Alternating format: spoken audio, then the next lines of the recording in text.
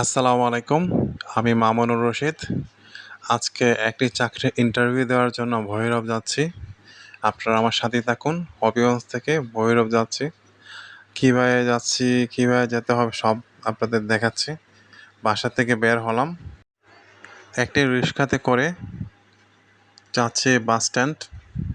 শায়েস্তানগর থেকে বাস স্ট্যান্ডের রিক্সা ভাড়া 20 টাকা, কিন্তু 30 টাকার নিচে যাচ্ছিল না। তাড়াহুড়ার জন্য 30 টাকা দিয়ে গেলাম। বাসে উঠে পড়লাম। হবিগঞ্জ থেকে ভৈরব বাস ভাড়া টিকেটে যদি যান তাহলে আপনাকে দিতে হবে 300 টাকা, কিন্তু দর কষাকষি করে হচ্ছিল না, তারা কমাচ্ছিল না। একজনে দেখাচ্ছিল হেল্পারের সাথে কথা বলার জন্য। হেল্পারের সাথে কথা বলে 250 টাকায় উঠলাম বাসেতে। বাসটা হচ্ছে দিগন্ত। ওঠার পরে আরেকজন হেল্পার পেলাম, যে কিনা আমার খুব পরিচিত, আমাদের পাশের গ্রামে থাকে। তো ও ভাড়া চাইলো আরও 50 টাকা কম, মানে 200 টাকা। 200 টাকা গেলাম আর কি, 300 টাকা থেকে 100 টাকা কমে। এই দিগন্ত বাসের সার্ভিস অত্যন্ত বাজে, যা তা। দিগন্ত বাসে আপনার গতি বেশি থাকে যখন হবিগঞ্জ থেকে আপনার শায়েস্তাগঞ্জ পর্যন্ত যায়, যে বাইপাস রুটটা আছে না, তখন তারা 60-70 গতি বেগে চলাচল করে। কিন্তু যখন শায়েস্তাগঞ্জ তারা পার হয়, তখন তাদের গতি খুবই কমে যায়, 20-25 এইরকম। আর যেখানে সেখানে থামায়।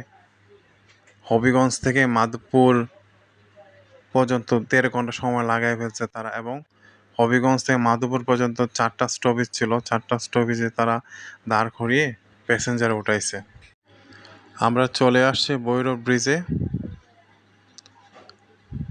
ভৈরব ব্রিজ পার হচ্ছে। ভৈরব ব্রিজের ডান দিকে হচ্ছে একটা চর, দ্বীপের মতো দেখতে খুব ভালো লাগে। ভৈরব বাস স্ট্যান্ডে নেমে একটা রিক্সা নিলাম। রিক্সা 30 টাকা দিয়ে ফুরালাম। রিক্সা নিয়ে যাব আমি ভৈরবের টিনপট্টি, যে এখানে আমার ইন্টারভিউ।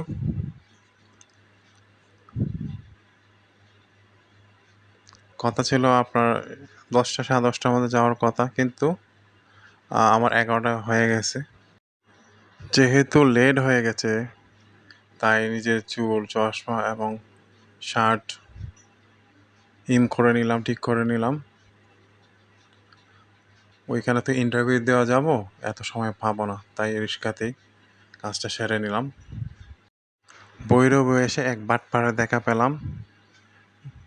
এই যে সেই বাটপার, যার কারণে আমার পূর্বের কোম্পানি ছাড়তে বাধ্য হয়েছিলাম। একজন দুর্নীতিপরায়ণ ব্যক্তি এখানে এসে পেলাম, কিন্তু ভাগ্য খারাপ, কিছু করতে পারতেছি না। এটা আমার নিচে এরিয়া নয়, এটা হচ্ছে ভৈরব। যে কাজের জন্য আসছি সেই কাজের জন্যই যাচ্ছি।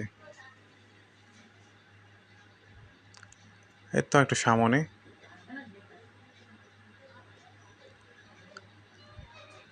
এর তো চলে আসছে। এই যে সামনে যে বিল্ডিংটা, ওইটাই। এটা হচ্ছে JI এমপ্রেক্স। আমি যে এখানে ইন্টারভিউ দেওয়ার জন্য আসছি। ওরা 5-6টা কোম্পানি বড় ডিলার। হ্যাঁ, এটাই। এইখানেই নামবো আমি। আমার ইন্টারভিউ দেওয়া শেষ। অনেকক্ষণ ইন্টারভিউ দিলাম। আসছিলাম সকাল 12টায়, যাইতেছি 6টায়। অনেকক্ষণ ইন্টারভিউতে ছিলাম। ওনারা অনেক কিছু জিজ্ঞাসা করছে। ওনাদের আমাকে পছন্দ হয়েছে, কিন্তু ওনারা আমাকে চাকরি করার জন্য যে জায়গায় নির্ধারণ করছেন, ওই জায়গাটা আমার পছন্দ হয় নাই। ইন্টারভিউ দেওয়ার আগে ওনারা বলছিলেন আমাকে সিলেট বিভাগের কোথাও দিবেন, কিন্তু ইন্টারভিউ দেওয়ার পর ওনারা বলতেছেন সিলেট বিভাগে খালি নেই, আমাকে ময়মনসিংহ যেতে হবে, ময়মনসিংহের নান্দাইল, হাওড় অঞ্চল।